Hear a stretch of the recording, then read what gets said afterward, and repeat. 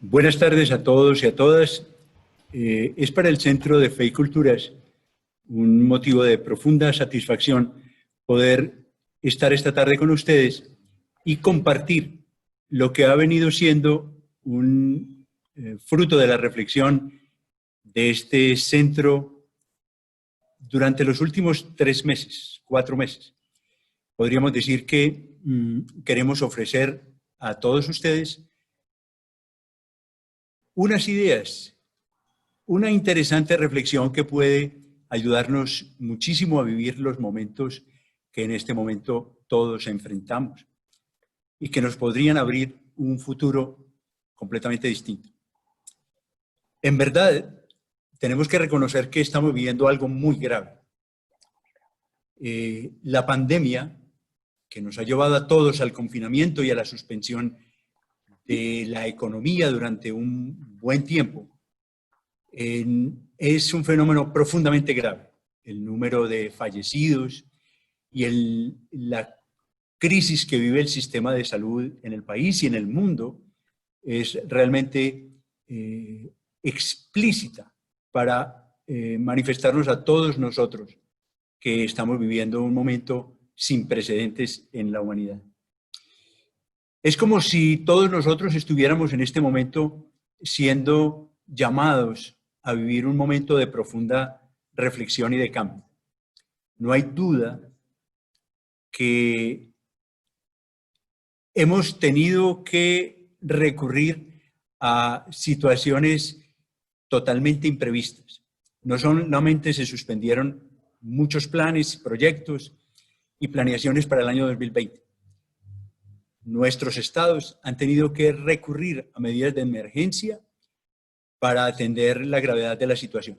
Incluso, no solamente la gravedad de la situación ocasionada por temas de salud y de contagio del COVID-19, sino sobre todo también para atender la crisis económica y la situación de pobreza y de hambre que buenos sectores de nuestra sociedad han tenido que enfrentar en esta parálisis de la economía. No hay duda que los cimientos de nuestra forma de organización social se están viendo profundamente cuestionados. Nuestra manera de vivir, nuestra manera de enfrentar la realidad y nuestra manera de organizarnos como sociedad encuentra muchas vulnerabilidades. Es pues el momento en el que todos nosotros estamos llamados a la reflexión y a la reorientación de nuestro rumbo como personas y como sociedad. Lo que el Centro de Fe y Culturas considera es que este fenómeno de la pandemia es realmente un signo de los tiempos.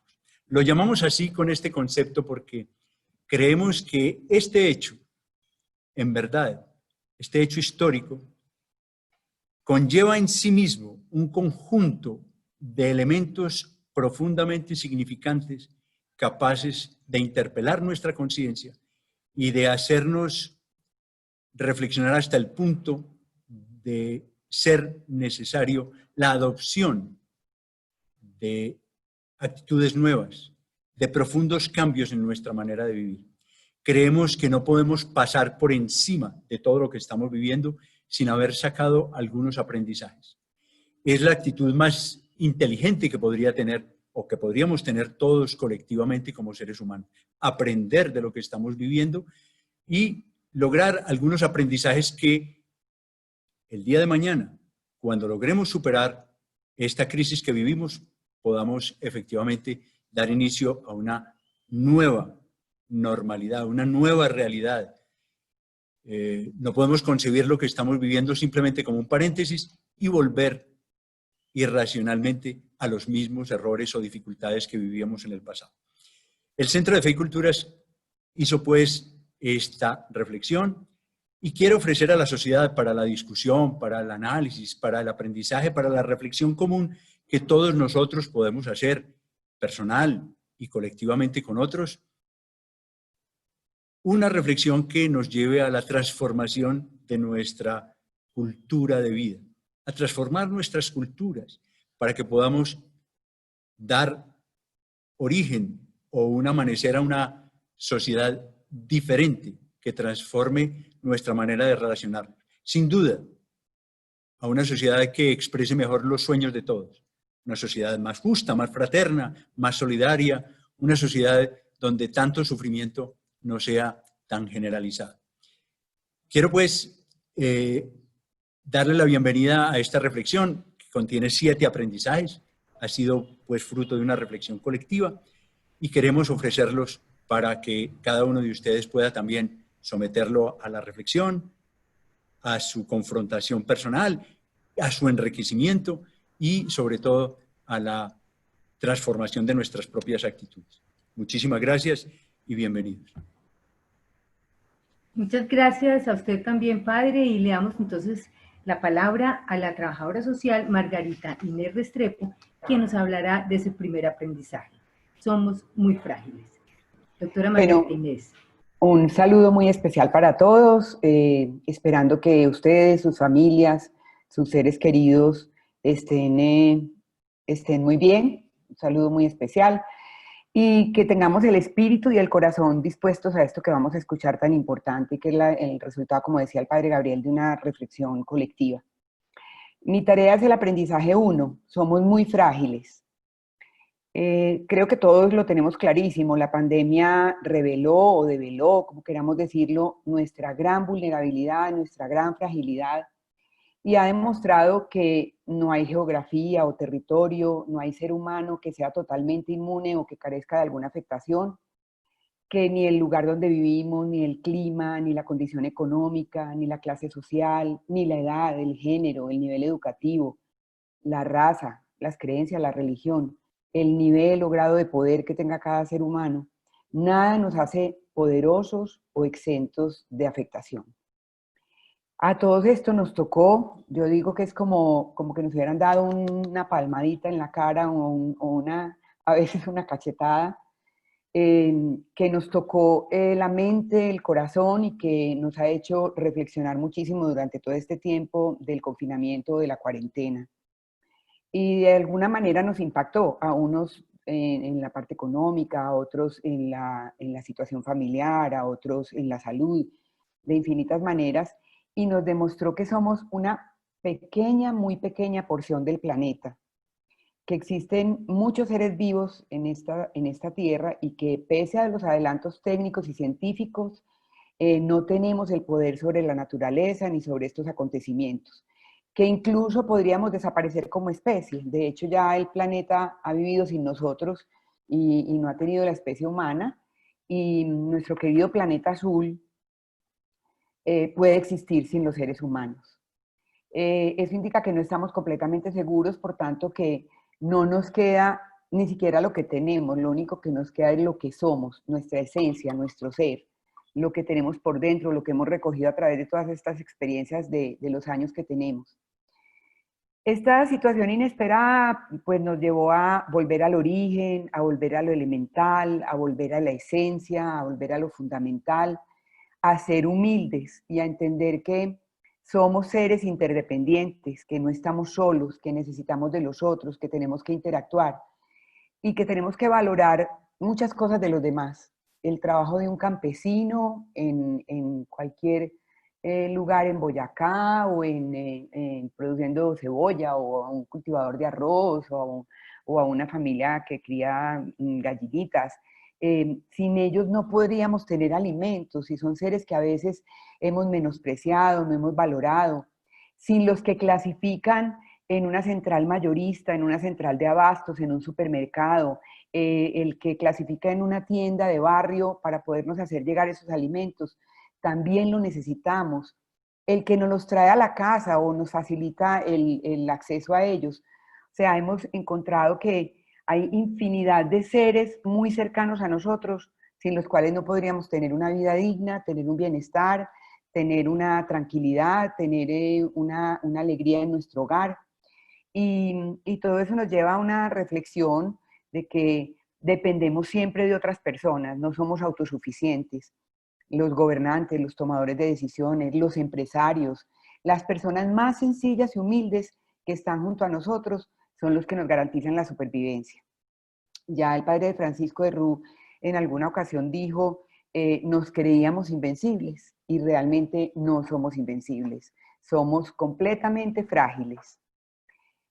Temas como el calentamiento global, el cambio climático, nos llevan a pensar que hay otras amenazas latentes, amenazas que están ahí permanentemente. Hemos visto en estos días, se han presentado sismos, se han presentado inundaciones, nunca dejan de pasar, sigue estando siempre la amenaza de las guerras. Hay muchas cosas que están latentes ahí, que pueden ser incluso de una dimensión mucho mayor que la que nos está afectando en este momento, más peligrosa, y todos tenemos que hacer la tarea que nos corresponde. Y hacerla de la mejor manera, poniendo nuestro grano de arena en distintos niveles, dependiendo de lo que hacemos. Yo trabajé muchos años de mi vida, 24 años, con desastres, con familias damnificadas por desastres, y encontramos unas situaciones que lo ponen a uno a pensar. Uno, comunidades que nos decían, esto que nos pasó era algo anunciado, era una crónica de una tragedia anunciada. Se sabía que aquí se iba a desbordar el río, se sabía que se iba a venir la montaña, se sabía que estábamos en una zona de inundación, se sabía que estábamos en una zona de sismos, que aquí no debíamos estar asentados, y ocurrió. Pasaba también lo que suele pasar de la persona que dice, jamás pensé que a mí me podría ocurrir, y me ocurrió. Aún personas con un alto nivel económico, con una muy buena condición de vida, como recientemente ocurrió en Jericó, que amigos nuestros nos decían, jamás pensé que yo iba a tener que evacuar o irme para un albergue porque hubo una tragedia o un deslizamiento. Y la más cruel de todas, me tocó una vez una comunidad que nos dijo, nosotros somos tan invisibles, estamos tan olvidados, que ni siquiera nos ha sucedido un desastre para que se fijen en nosotros y nos ayuden. Muy triste que una comunidad tenga que decir eso, que nos tenga que pasar una tragedia para que nos visibilice, para que se den cuenta que estamos en este planeta, que existimos y que nos tienen que atender o que nos tienen que llegar las auxilios del Estado, los beneficios que tienen los seres humanos, los servicios, los bienes públicos, etc. Somos personas supremamente vulnerables, pero tampoco quiero dejar como un mensaje de pesimismo total, de que todo va a seguir así. También esta pandemia nos ha hecho un llamado a minar el pesimismo, a terminar con eso y pensar en nuevas posibilidades, en invitarnos a avanzar a costa y con el conocimiento profundo de nuestra propia vulnerabilidad. Entonces la invitación que nos hace esto al ratificar o verificar nuestras fragilidades, que tratemos de ser mejores seres humanos pese a nuestra vulnerabilidad, que saquemos a relucir nuestra humanidad, pero no esa humanidad que decimos en la novena de Navidad todos los años, nuestra pobre humanidad agobiada y doliente, no, nuestra hermosa humanidad solidaria, generosa y compasiva. Muchas gracias, Margarita Inés. Le damos a continuación la palabra al antropólogo Mauricio Cardona, quien nos presentará el segundo aprendizaje. Mauricio, bienvenido. Muchas gracias, Jenny. Bienvenidos todos los que nos acompañan en esta ocasión. Estamos en presencia de un gran aprendizaje, un aprendizaje que de irse calando en la estructura social, en los corazones de toda la humanidad, podrá traer grandes repercusiones positivas, así como no las ha tenido por el hecho de no haber hecho todavía a la humanidad este recorrido que le lleve a este aprendizaje.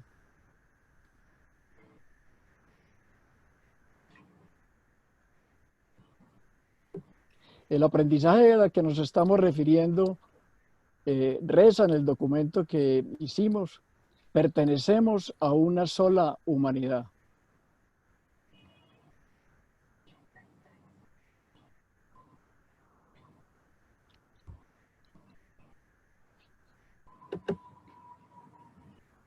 A partir de 4 grandes fuentes que pudieran resumirse como en estas: los avances de la ciencia contemporánea o de la ciencia en los últimos siglos, la sabiduría ancestral portada por grandes comunidades ancestrales, un saber que ha estado depositado en sociedades que han sido portadoras de una tradición oral más que escrita, pero que gracias a Dios todavía tenemos entre nosotros.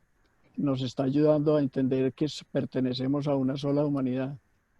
Las respuestas mismas de la naturaleza y las repercusiones sistémicas de nuestras acciones continuas sobre la vida en la Tierra también nos está mostrando cómo somos una sola humanidad, un gran cuerpo de humanidad, una gran noosfera, como decía Teilhard de Chardin, una gran especie que puebla la Tierra.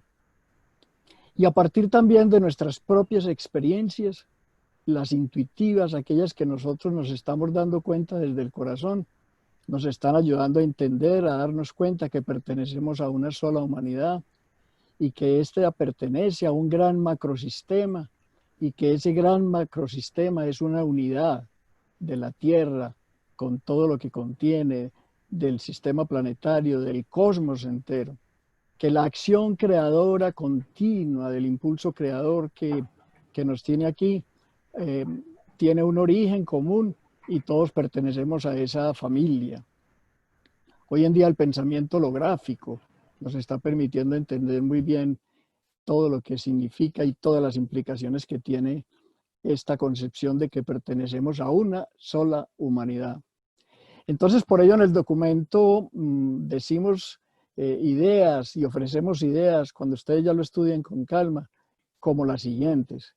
Todos los seres humanos estamos vinculados unos a otros y a un todo mayor que es el planeta y del cual depende nuestra vida. Si uno mira reflexivamente con calma, encuentra grandes verdades ahí en esto que estamos recordando los seres humanos, porque a partir de la sabiduría ancestral sabemos que ya eso estaba en nosotros. Lo olvidamos, eso lo llamamos el gran olvido de la humanidad y ahora el gran recuerdo, el gran aprendizaje que estamos haciendo tan interesante y tan prometedor, tan lleno de posibilidades, del cual depende nuestra vida. Ningún ser humano puede considerarse a sí mismo como desligado o sobrepuesto a la colectividad. Ningún ser humano puede considerarse desligado. Por el hecho de habernos considerado desligados por tanto tiempo, miren los estragos que hemos hecho, desligados unos con otros y desligados de la vida misma en la tierra, sobrepuesto a la colectividad. Cada individuo es valioso en sí mismo por su inalienable dignidad. Solo subsiste porque está integrado en la colectividad humana y en el vínculo de esta con la naturaleza. Subsistimos en gran parte, en mucho, casi que en todo, es por esa misma colectividad humana y esa ligazón, esa vida que nos ofrece diario la naturaleza. Si eso es lo que nos mantiene existiendo y por ello amanecemos cada día y damos gracias al día, la actitud de humildad y grandeza al mismo tiempo y de gratitud debe estar primando en nuestros corazones. Cada individuo es ilusoria la convicción de alcanzar seguridad individual. Es ilusoria la convicción de alcanzar seguridad individual en la medida en que se poseen múltiples objetos y bienes que parecerían ofrecer una vida protegida, confortable y blindada.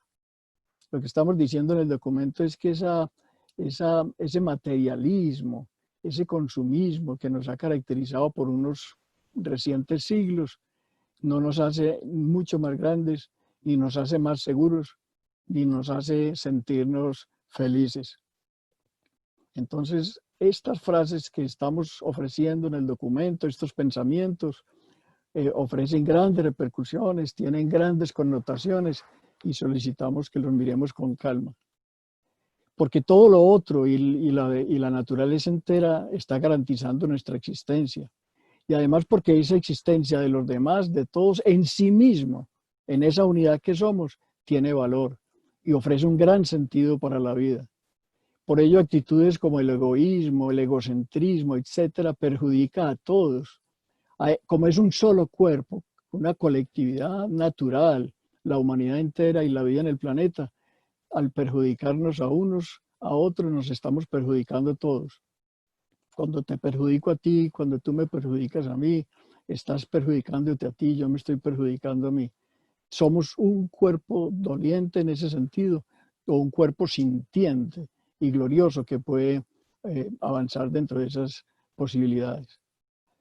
Al ser interdependientes y reconocer esto en este momento de la humanidad y este aprendizaje que estamos ofreciendo, nos damos cuenta que nos necesitamos mutuamente. Todos tenemos que ver con todos y todos somos ese cuerpo colectivo. Como decía en estos días un texto evangélico, cuando nos separamos, cuando nos sentimos aislados del todo, cuando no nos sentimos el mar, el océano completo que somos en la vida, nos sentimos amenazados y nos da miedo hundirnos. Y en un texto reciente muy bello que, inspirado en Thich Nhat Hanh, el famoso budista vietnamita, autor de unas hermosísimas reflexiones, que inspiraba a Aldo Civi con un escrito muy bello, se decía, vivimos separados y aislados los unos de los otros porque hemos perdido la capacidad de comunicarnos entre nosotros. Ahí está haciendo una profunda invitación a que nosotros aprendamos a sentir y a ver al otro como igual, como uno, como yo, como unidad, y aprendamos a comunicarnos entre nosotros. La separación que vivimos con quienes comparten nuestra misma humanidad refleja pues una fractura aún más profunda, y es la que tenemos al interior de nosotros mismos. No somos capaces de comunicarnos con el otro porque ya no somos capaces de comunicarnos con nosotros mismos. Este pensamiento ya como tal no está escrito en el documento, pero ilustra muy bien lo que queremos decir en todo el documento, en todos los aprendizajes y particularmente en este. Cuando nos consideramos fragmentados afuera, estamos fragmentados adentro. Cuando estamos fragmentados adentro, estamos fragmentados afuera. Y cuando decimos afuera, es en la relación que somos, en la unidad que somos con la vida y con todos los demás seres humanos o con todos los demás seres vivientes. Por eso esa fragmentación es mucho mental, es cultural, es de nuestra estructura de pensamiento. Y yo creo que ya estamos en este momento en la humanidad cruzando un umbral en el cual nos estamos dando cuenta de eso. Y entonces estamos volviendo la mirada hacia nosotros mismos para darnos cuenta que nosotros somos una unidad de amor que nos constituye esencialmente y como tal a los demás también. Y que en esa relación de amor es como vamos a descubrir cómo vivir y convivir juntos. Porque es un amor que no, es gratuito totalmente, no es aprensivo, demandante, exigente, separador. Nace pues de la certeza de la no separación. Y esta es una condición para que podamos amar de un modo nuevo a todos los seres humanos, a todos los seres vivos, a toda la naturaleza, sin postergaciones. Y así que a más ayudemos a elevar esta conciencia entre todos, más me ayuda a mí mismo a hacer eso, a elevar esa conciencia. Y además lo hago en mí y lo hago en todos.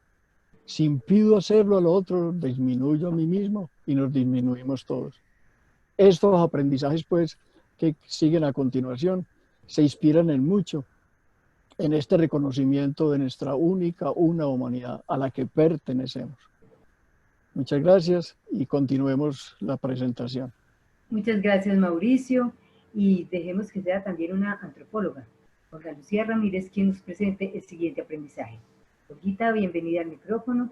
Mauro, gracias por tus diapositivas. Si quieres ya las dejas de compartir. Olguita, tienes la cámara y el micrófono. Gracias, Jenny. Buenas tardes les deseo y les reitero la bienvenida a este espacio virtual que les acoge.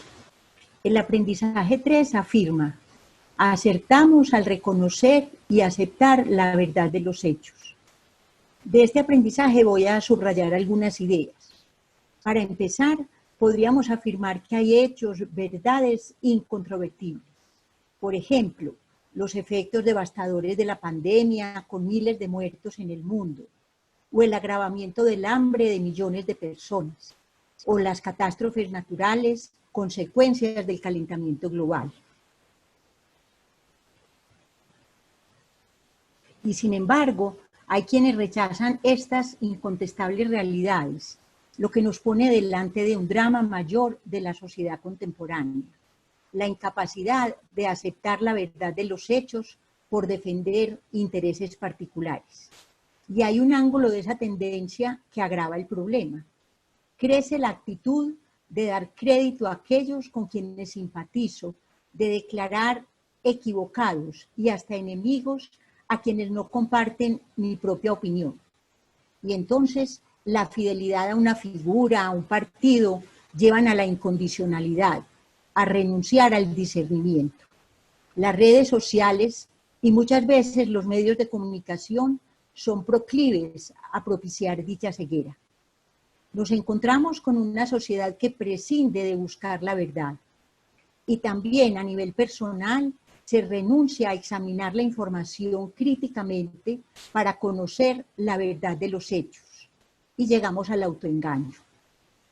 La verdad ha sido muy golpeada en esta pandemia y hemos visto posiciones absurdas en líderes, por ejemplo, como negar la gravedad de los hechos. Al contrario, en la honesta aceptación de la verdad tiene un rol clave el conocimiento construido a través de métodos científicos, que no se sustituye por verdades ideológicas.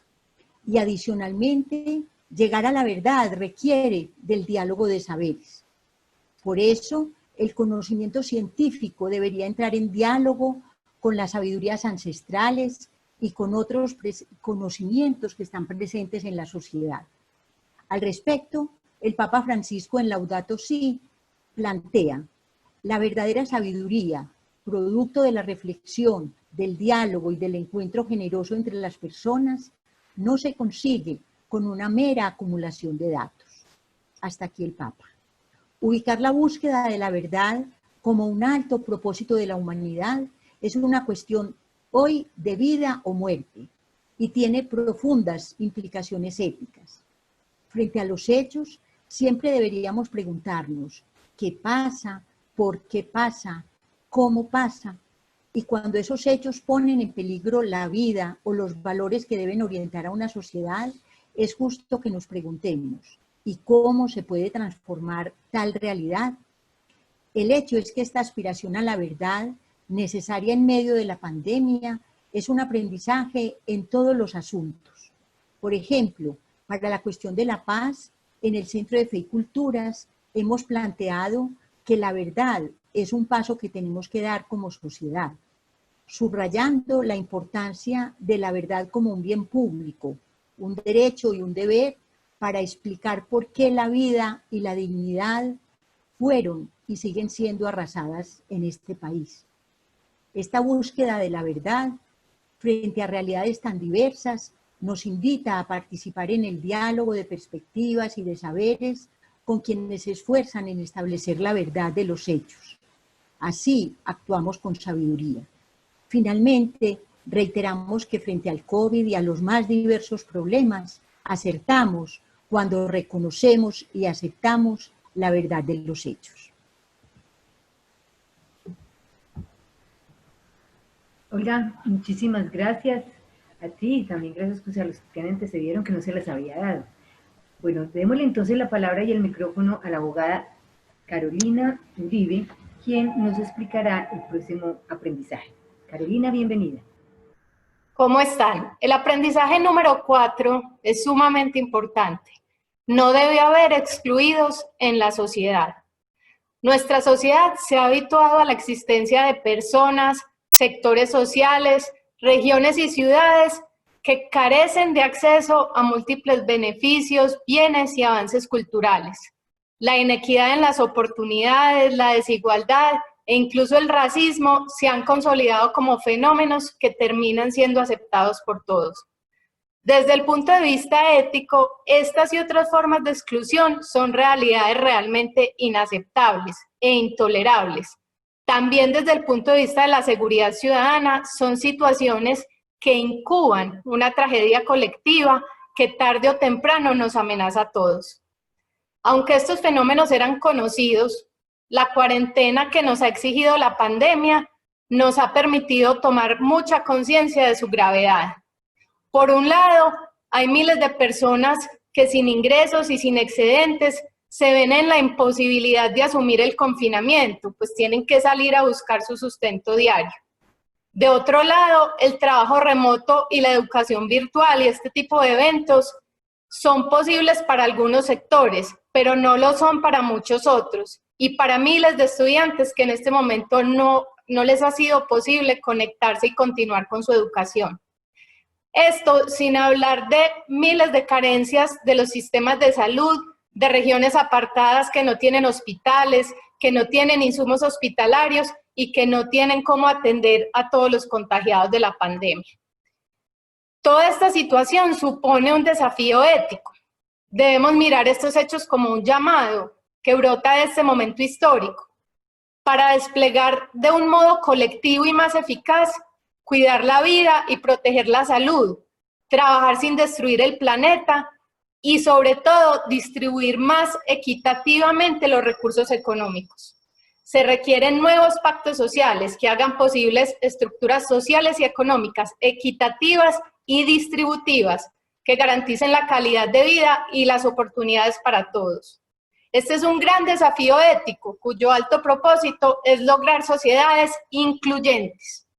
En este campo hay diversas propuestas sensatas y constructivas moviéndose en el mundo académico, en el mundo político y en foros internacionales. Incluso hay sociedades que ya tienen ensayos exitosos al respecto y hay propuestas como la renta básica, la tributación progresiva, la economía para el bien común o la economía para la prosperidad más que para el crecimiento. Pero más allá de este desafío ético también implica un gran reto espiritual, un reto que consiste en una apreciación diversa del ser humano y de su destino. Requerimos una honda libertad interior para aceptar deshacernos de ventajas personales o grupales, como también de las ansias de poseer en beneficio de una más amplia equidad en el compartir de las riquezas para un mayor bien colectivo y general.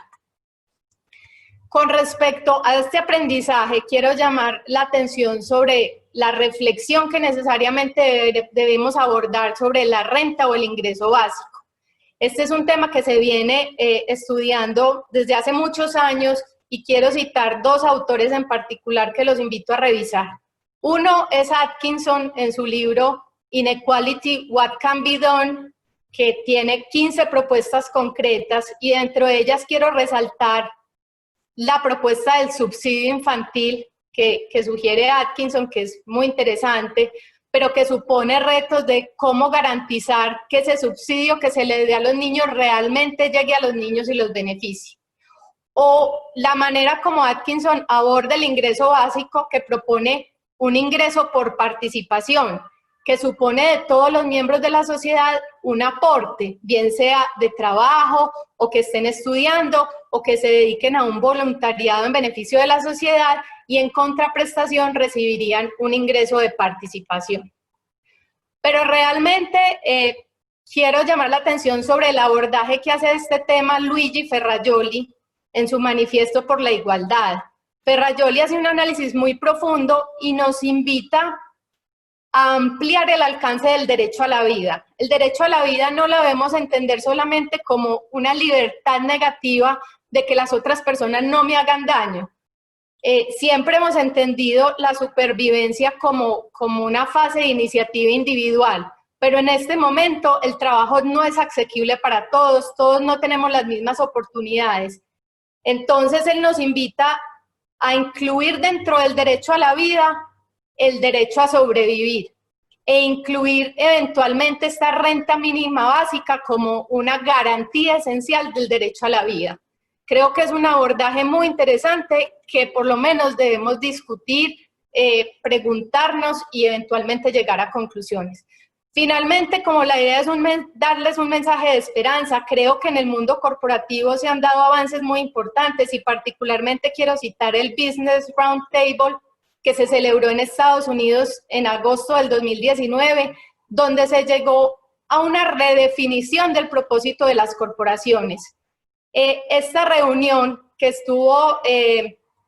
fue celebrada por 181 presidentes de las empresas más importantes del mundo, reconoció la importancia del papel de las empresas en la creación del trabajo, en la generación de innovación y de calidad de vida, en la producción de alimentos, en todos los avances científicos de la salud, pero concluyó que las empresas deben generar valor a largo plazo y no solo para sus accionistas, sino para todos los grupos de interés.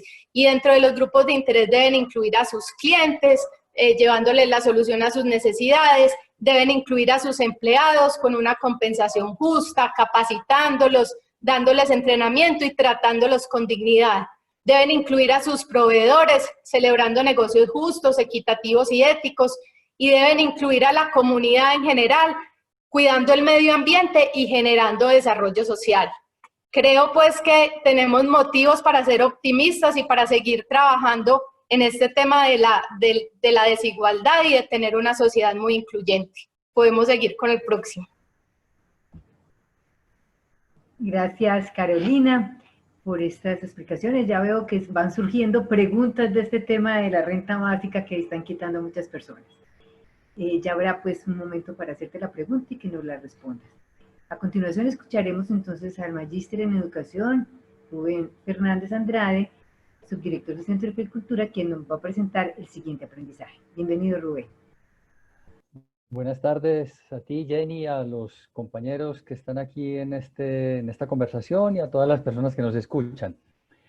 Cuando hicimos una primera consulta con un grupo de personas acerca de los principales aprendizajes que se podrían desprender de la experiencia de la pandemia, aparece con muchísima claridad la clara diferencia que hay entre contar con buenos bienes públicos al servicio de la sociedad y no hacerlo.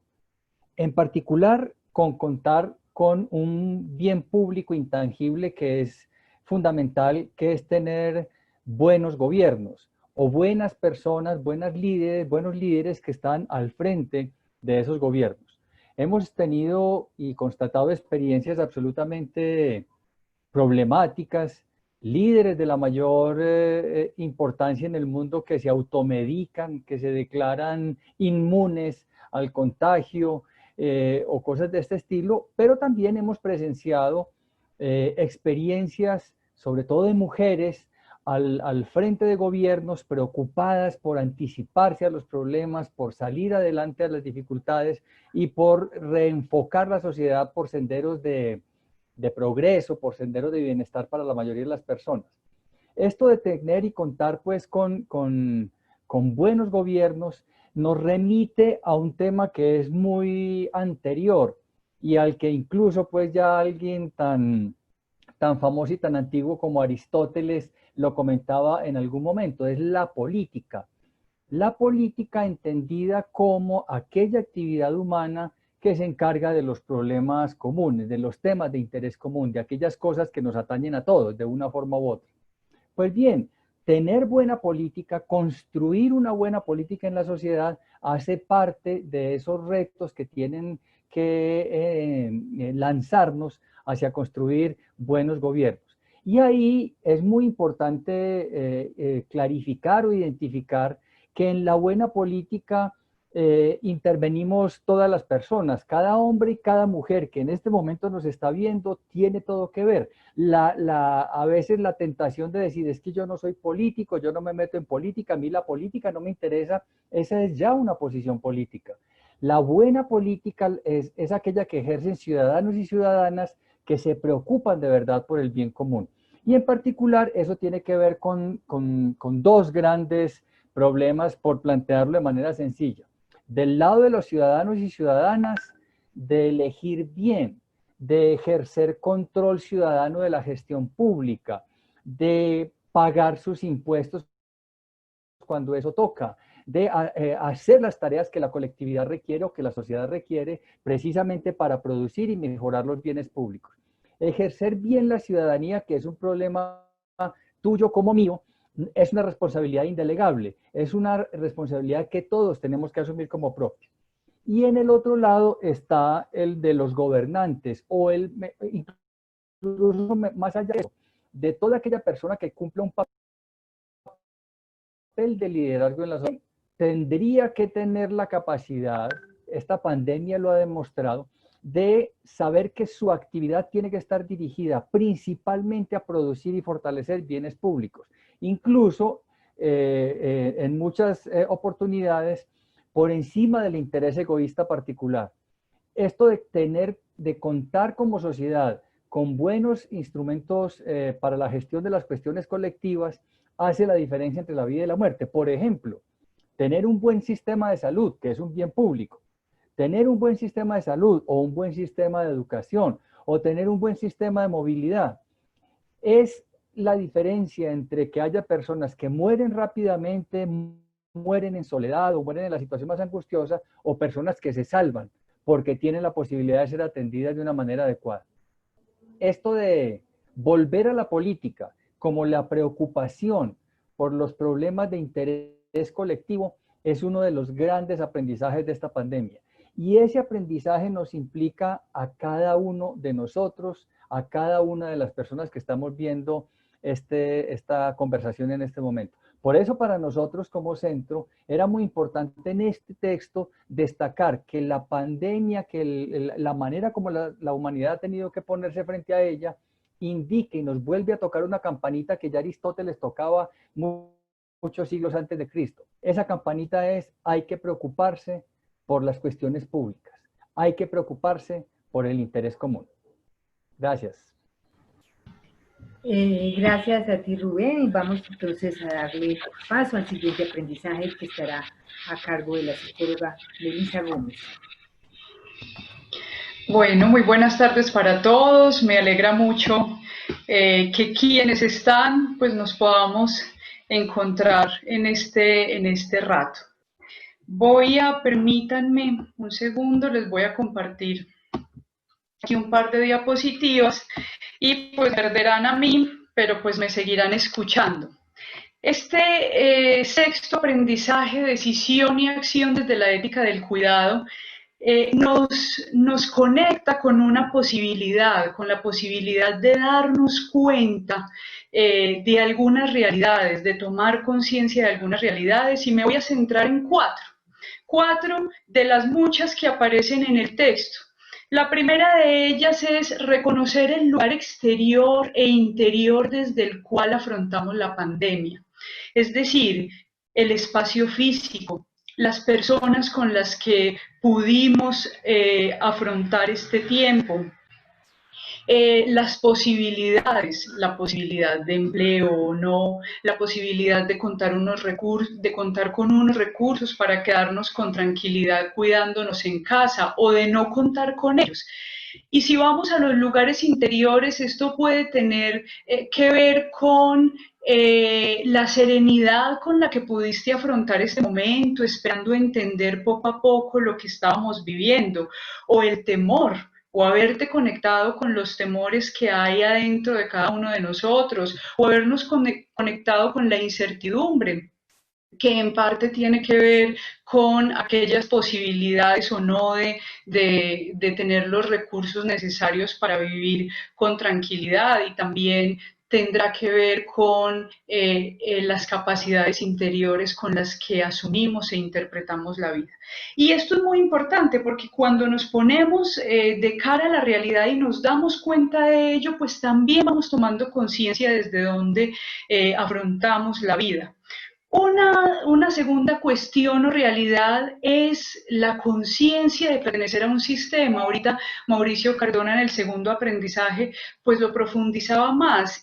Y además, no solo de pertenecer a un sistema, sino que el hecho de pertenecer a él nos pone en la conciencia de estar interrelacionados. La pandemia nos lo dijo de muchas maneras. Si tú te cuidas, cuidas a los otros. Nos lo dijo también cuando reconocimos que mejoró la calidad del aire en muchísimos lugares del planeta. ¿Por qué? Porque la movilidad humana se redujo, y entonces ahí hay una proporción entre el modo como nos movilizamos y la calidad del aire que respiramos, por ejemplo. Y esto además nos pone en una conciencia o a darnos cuenta de otra cuestión, y es que cualquier decisión o acción que nosotros tomemos impactará positivamente el sistema o lo lastimará. Una segunda realidad a la que nos podemos acercar es la capacidad que tenemos de unirnos para buscar el bien del sistema. También lo reconocimos de diversas maneras.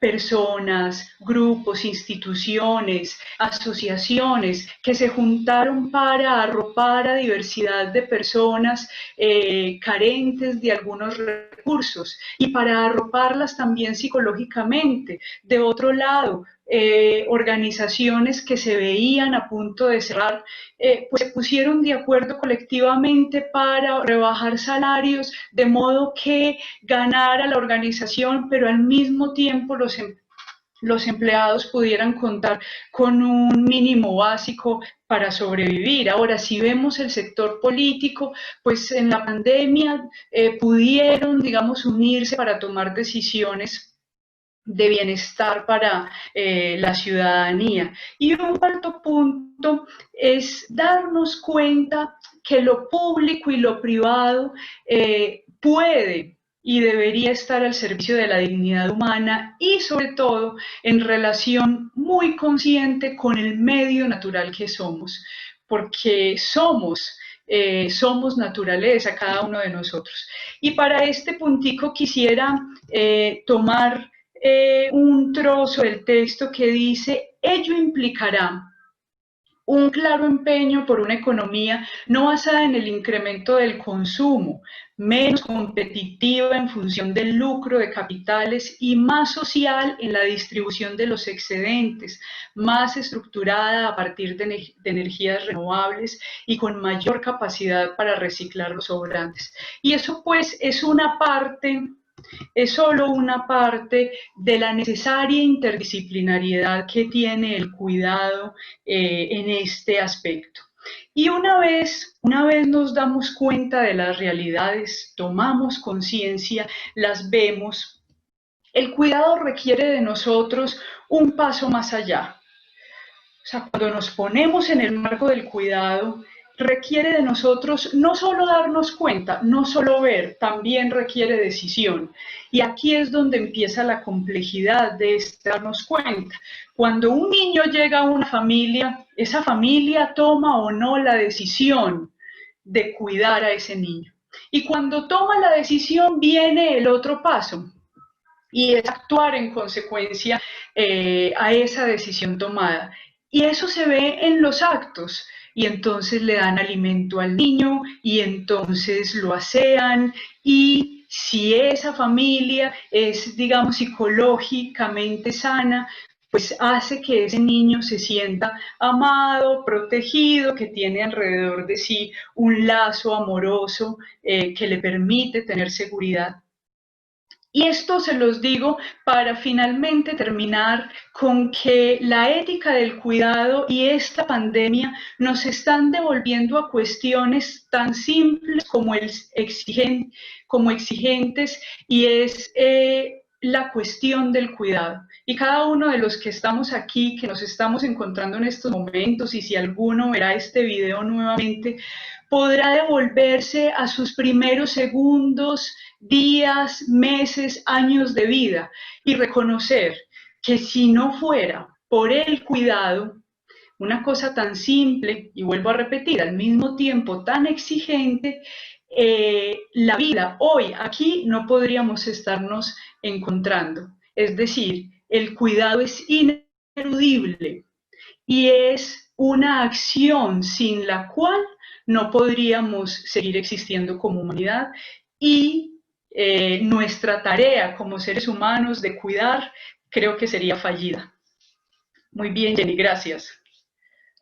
Gracias, Melissa, a ti. Damos entonces paso al padre José Roberto Arango, quien nos presentará el séptimo y último aprendizaje de este documento que ha construido el Centro de Fe y Cultura de Medellín. Bienvenido, José Roberto. Bueno, muchas gracias.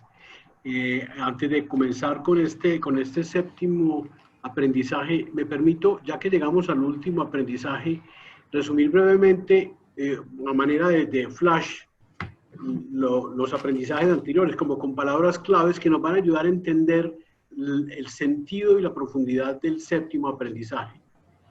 Yo diría lo siguiente: el primer aprendizaje nos lleva de la vulnerabilidad a la humildad.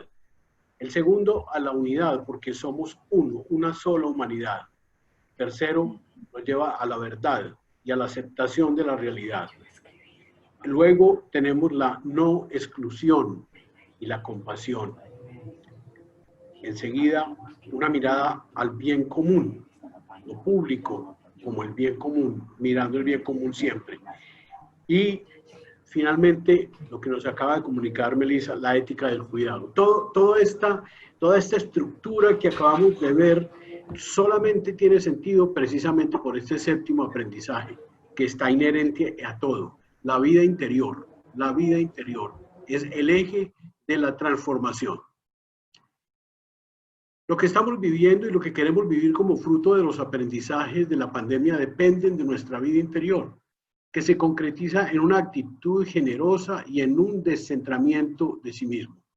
El cultivo de la vida interior es propiamente la vida espiritual. Las transformaciones que se muestran como necesarias solo serán posibles si son impulsadas por personas y grupos renovados desde su interior. Esa es una convicción profunda del centro y por eso lo hemos querido poner acá como una de las grandes, digamos, reafirmaciones y reaprendizajes de nuestra vida. La espiritualidad es el arte de ser espíritu, mediante la conexión personal con Dios, que es el espíritu propiamente, para poder trascendernos, o sea, para ser espíritu, porque en eso consiste ser espíritu, trascendernos hacia los demás. Vivir espiritualmente es tener la capacidad de abrirse amorosamente al otro, a la naturaleza y a Dios. Es salir de sí mismo hacia el otro como Dios mismo, que es espíritu, y ha salido de sí mismo y vive en nosotros. De esta forma, y como condición de posibilidad, la vida interior o cultivo espiritual nos da una lúcida percepción de lo que somos y necesariamente nos abre a un nuevo tipo de relaciones con todo lo que nos rodea. Esta transformación espiritual está en desarrollo en todo el globo, en todo el planeta, y se ha evidenciado ahora en la pandemia. Somos uno, todo está interrelacionado. El silencio y la meditación son el denominador común del cultivo de la interioridad o transformación espiritual. Y yo diría que esta pandemia nos ha puesto una imagen especial. En esta pandemia el problema es el problema de la respiración, el problema del aire, el problema pulmonar, el aire. Y yo diría que George Floyd se convierte casi como en el ícono de lo que estamos aprendiendo a la fuerza. No podemos respirar y necesitamos respirar, necesitamos espíritu, necesitamos el aire. El silencio facilita la escucha profunda de la conciencia, el diálogo consigo mismo, tomar decisiones más maduras y caer en la cuenta de qué es lo verdaderamente valioso para sí y para el entorno. El cultivo entonces de la vida interior o de la espiritualidad es fuente de grandes valores humanos. Por ejemplo, nos da motivación y fuerza para transformarnos, mayor claridad en los criterios y las interacciones que conforman la vida, mayor conexión con el todo, con la naturaleza, con los otros, con el cosmos y por supuesto una conexión mucho más evidente en todas las cosas con su dimensión trascendente. Mayor compasión nos permite realmente poder aplicar la regla de oro, ¿sí? Traten a los demás como quieren que los traten a ustedes, como lo formula positivamente el Evangelio. Una actitud de ecología integral brota también de esa vida interior que nos lleva a una ecosocioeconomía, es decir, a una economía que incluye no solamente lo monetario, sino que incluye lo ecológico, las personas, el cuidado, etcétera, como lo hemos venido planteando. Ayuda a construir sentido. Una vida interior cultivada ayuda al encuentro con el misterio insondable del universo, o es el encuentro con el misterio insondable del universo y de nosotros mismos. Es decir, con ese misterio de amor infinito que habita en nosotros, en la humanidad, en el mundo entero, que es Dios mismo, que nos mueve al amor. Por eso el llamado de este aprendizaje es realmente atendamos nuestra vida interior. Gracias. Gracias a ti, José Roberto. Bueno, finalmente, después de escuchar estos 7 aprendizajes, el padre Gabriel Ignacio nos tiene una invitación muy especial. Padre, tiene la palabra. Gracias, Jenny. Bueno, hemos hecho un recorrido por 7 aprendizajes que el centro ha querido ofrecer, también nosotros sintiéndonos capaces de aprender de esta realidad. Y creo que también estamos en la tónica de seguir aprendiendo de lo que esta realidad nos manifiesta. Por el momento hemos encontrado estos 7 aprendizajes y queremos, al terminar esta presentación, hacer una invitación a cada uno de ustedes. Porque la verdad es que cada uno de estos aprendizajes tiene que ver conmigo, con nosotros, con sus familias, con sus instituciones. De verdad, estos aprendizajes nos tocan a cada uno de nosotros, nos afectan. No somos o no podemos ser indiferentes frente a esta realidad que todos estamos palpando. La invitación es básicamente la siguiente: démosle la bienvenida a una nueva normalidad. Nueva porque incorpora realidades nuevas. Nueva porque algo ha cambiado en nosotros. Nueva porque de alguna manera hemos podido integrar como formas de comportamiento, como hábitos, como visión del mundo, estos aprendizajes, o algunos de ellos por lo menos. Pero lo importante es poder entender que estos 7 aprendizajes se ofrecen como una propuesta de vida, como una propuesta de integración personal y social. Es sin duda la oportunidad de hacer de este periodo tan duro, tan crítico, una oportunidad de aprendizaje para todos nosotros, como una especie de escuela de vida donde cada uno de nosotros, mirando lo que sucede y viendo lo que aprendemos, saca su propia ruta para seguir adelante. No individualmente, porque ninguno de nosotros vive aislado. Vivimos en familia, vivimos con un grupo, vivimos con una comunidad, trabajamos al interior de una organización, de una institución, vivimos al interior de una sociedad, nos integramos como sociedades dentro de un país y cada país en la totalidad de la comunidad de naciones que habita este planeta. Y no solamente como especie humana vivimos aislados, sino que nos integramos con multiplicidad de seres vivos que existen en este planeta y por lo tanto somos dependientes unos de otros.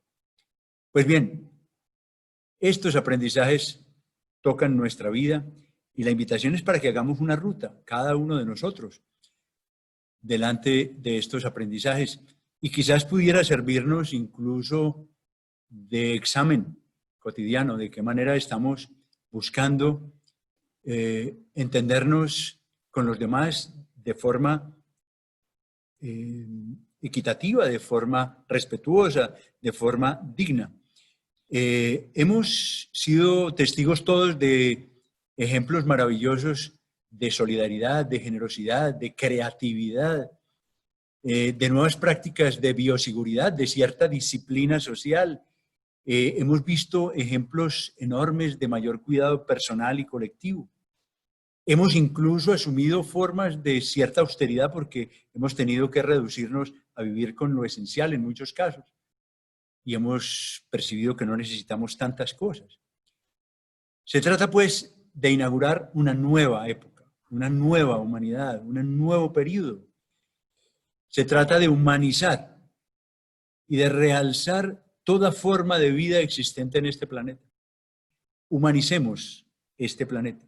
Y cuando hablo de humanizar, no quiero señalar que se trata de hacer de la humanidad un monopolio y la única forma de vida.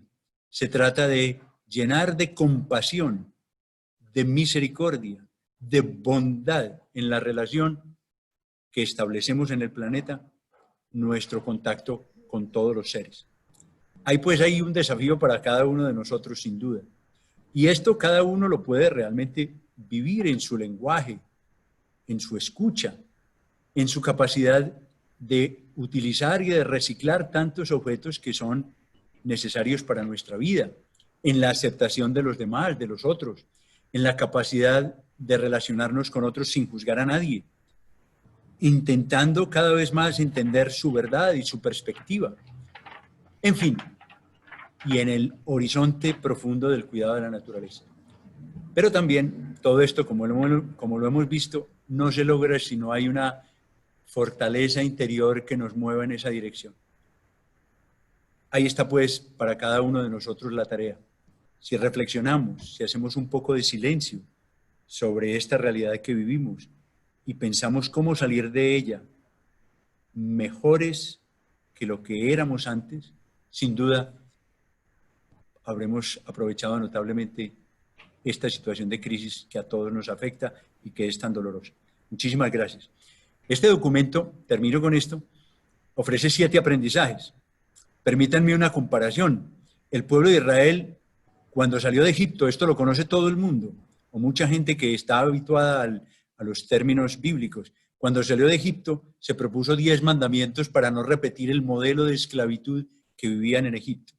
Aquí estamos proponiendo 7 aprendizajes que podrían darnos la oportunidad de tener una vida diferente, no solo como personas, sino como sociedad y como especie humana. Muchísimas gracias. Quien desee obtener este documento podría bajarlo de la página web del Centro de Fe y Culturas de una manera gratuita. Muchísimas gracias a todos.